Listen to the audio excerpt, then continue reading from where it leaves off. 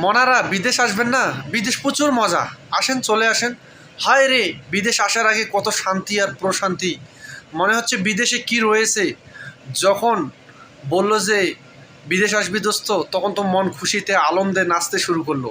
কিন্তু বিদেশ যে কি জিনিস ভাই, না আসলে বুঝবেন না কেউ। আসবেন যখন বুঝবেন তখন, তার আগে বুঝবেন না। আয় মনারা, আজকে দেখছেন না এই যে লেডিস মানুষের কাজ করতেছি আমরা।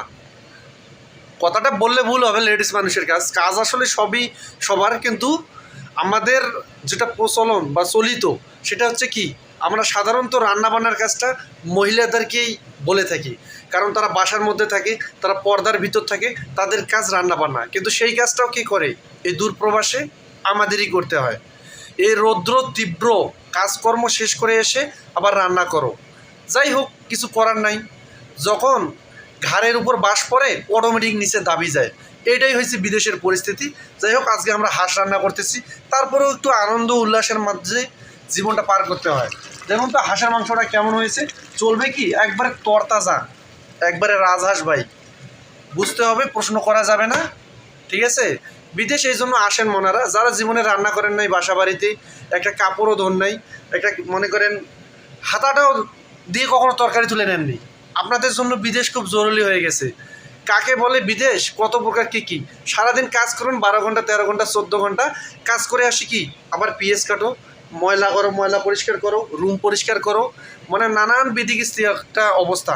আপনি অসুস্থ, তাতে কি হয়েছে, আপনার কি, সুস্থ আপনাকে হতে হবে কাজ দেখে। আর পেটে যখন খিদে লাগবে, সুস্থ আপনি অটোমেটিক হয়ে যাবেন। আসেন মনারা বিদেশ, আপনাদের জন্য বিদেশ বাড়ি খুব একটা উজ্জ্বল নক্ষত্র অপেক্ষা করতেছে। হ্যাঁ, পোশাকটার সেট আপটা দেখে মনে হচ্ছে আমরা বিদেশে রসমালাই খাচ্ছি, রসমঞ্জুরি খাচ্ছি। মামারা আসেন না একবার, এই ঘাম ঝরা টাকা আপনারা শুধু দেখেন উপরটা, ভিতরটা কি কখনো দেখছেন?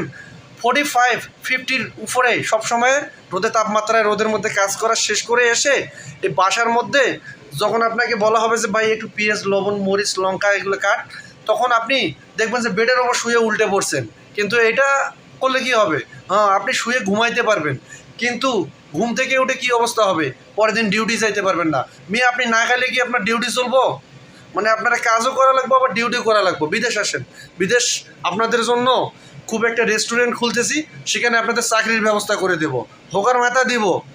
মেয়ে একটা দালালের চক্র, এইখানে কি আপনার বাপ দাদার সম্পত্তি, কাজ ছাড়া আপনার টাকা দিব এসি রুমের ভিতর বসায় বসায়।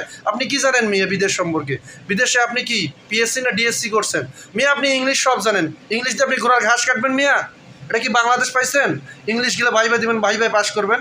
মিয়া যে দেশে যাবেন সেই দেশের ভাষা লাগবো। মিয়া হয়েছেন তো বাঙালি, ক আর খ বোঝেন, কিছুই তো আর বোঝেন না। চলে আসেন মনারা বিদেশ। কথাগুলো যদিও বা তীব্রভাবে বলেছি, বাস্তব সত্যটা তুলে ধরেছি। Good bye.